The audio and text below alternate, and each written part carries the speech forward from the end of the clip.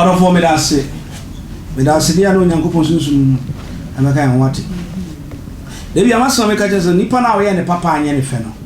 May hound tries to assign the papa view. Papa, you are by force. Say, Papa, you are by force, you are not here, say, and you can for baby a cock. Nipa baby and sweaty penny because nipa nipa.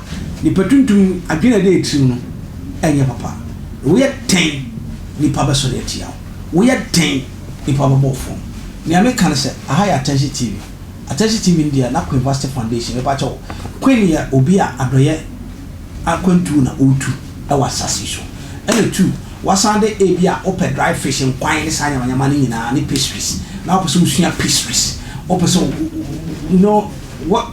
Person see how to do cake. The those days, you know, the patch of a one time TRUMU. Oba obe consider the patch of Queen. Na man that's in a far, not free Queen. Now in Nisa was so. Na send make us say, a dear Pia Oyeno, when Yamisu the count. And now so me patch of what's that intelligence or deep for. Mashi shekes here, nipa fie pueni atoy east and south and west and north no. Everybody is coming to the grounds, and the ground finale is going to take an hot empowerment, and the house of God will come, and the ministries of God will flow. And I'm telling you, because we're paying like $10. Many are Nico few do, Prophet Kosu do. All to me, I know I'm echo about the preaching. About of you do me Prophet. Now me can say, you lifted the oil of God, because God who need to intervene, God who need to flow the word. And I'm telling you, say, wherever I will be patch. But one is over tonight about God's Revelation Ministry. You better say 8 o'clock, near upon 5 o'clock. Bang near upon the patch of 15 by a point you can rest in the church. Church premises what I say now admititia what timiako and you never give up say oh banner God cannot intervene your problem, and I'm telling you that the problem solver is God. Problem solver only Akufo.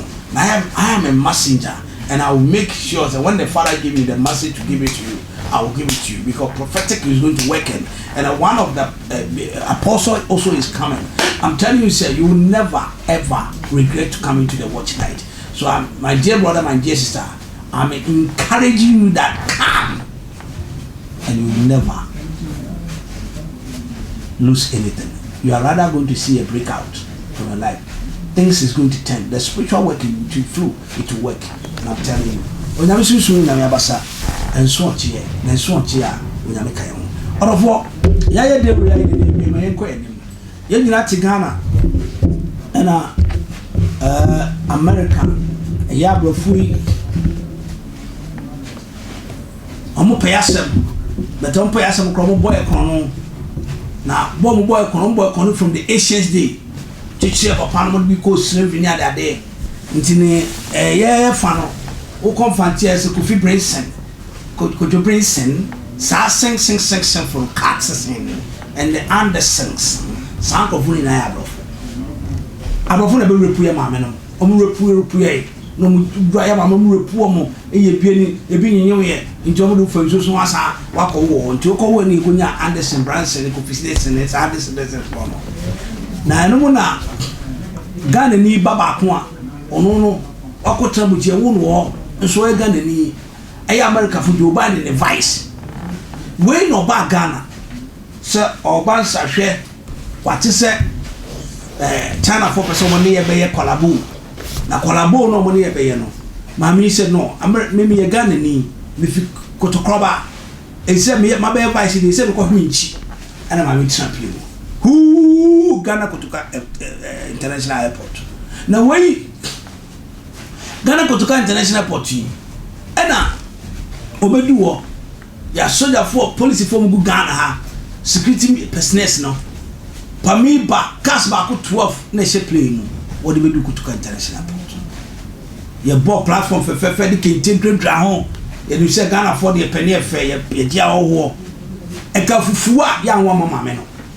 Eno na member atoba no kwam so ye later ye woman manati na we na ye ma na kwaba airport wa na e say ye security personnel so ko check mama no na mo da video nyina na wo kwa maame no wa age se America police for e check out na se omonye police for nini asua papa dampare opodwuma e the police abesi IGP se ba nyina papa dampare etwiche ma wabodwuma ama yenua Twene Jonas bobo IGP abaso anokra ka so omra siri na oma no gave no fa enhwe how far na when a siri King Kong America Siri Enoch eye Twene Jonas mami anu akopa mana na Akufo ko bisa mami say kwan be so ise say obisa nyansasam no na obisa mami say kwan be so mafa so ya America Siri amana ise go da Twene Jonas gina ho a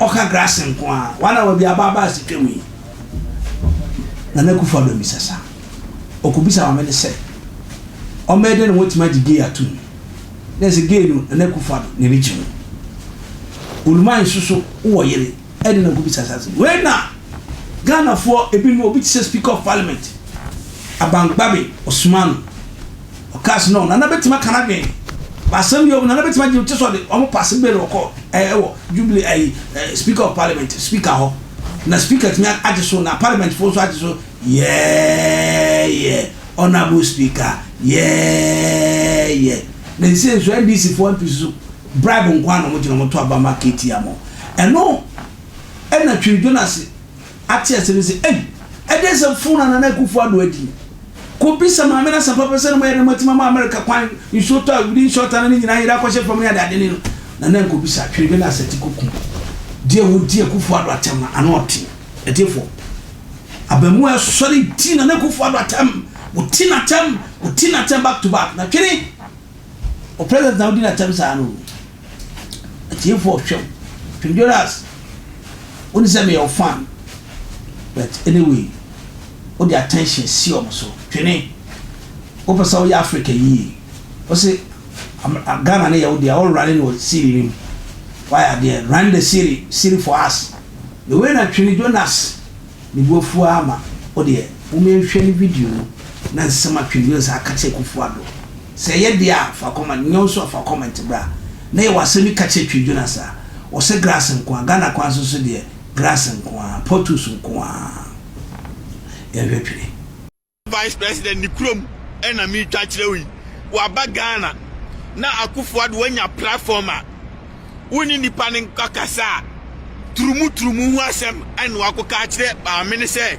wo platform no ye de man na o mra no ma ma kire Ghana fo say TRUMU die aye human right o make kan kwasi asem se we en kire Ghana fo nipa ne krom enti no ma bebreba mi twa kire on wa hu bia misal se oh ye krom accident kum nipa anopatu anwumre enti kwan be so na mufa so etimi ye adwuma anadwo won sisa boys abegu amomo ye kwan boys we nyina contractors boys na kan so na de ball na mu no anadwo strategy ban machine ban na mbetimi di aboa ya me de aye krom kwan ama accident na ekum nipa na be solve answer na wo se obisa nimdie hene ekrom ni a waba wu krom a oba be pe resources awia roni ntu anamo kwa oba when we print sika de abecha wo eno no amuti $100 million na ministry of the abre Ghana for no na ayi hono na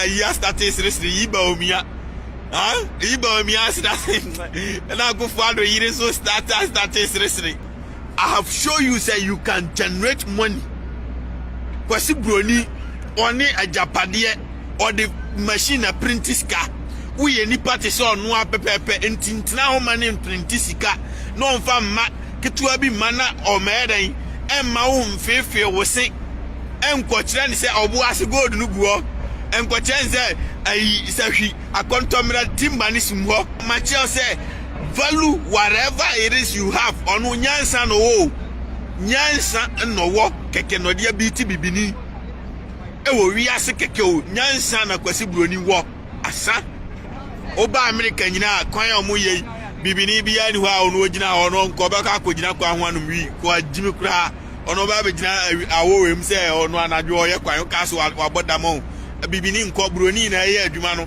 enti bibini no mpe brenti on na brekese wo hu ni amechira no oh o hwe Twene Jonas ati say on what my dear Akufo Addo na ulma ya wo pe o ho aso do kan ge po de e ko boss so Ghana de chi na Ghana for point mama na so ya den ko bisa say gay oh your excellency Nana Akufo Addo we dey me sorry yes sorry gay there and na speaker of parliament akana you cannot decide alone nobody is going to take it the parliament will decide I attention TV media to Jonas watch that Antwi and watch subscribe channel like page comment share na everybody na kopo and for the new namuka watch na send it TV Israel nyame behwe Ghana orofo Queen Wasti na boy chido Queen number 0548 302985 onyame ka ho no you makra bye bye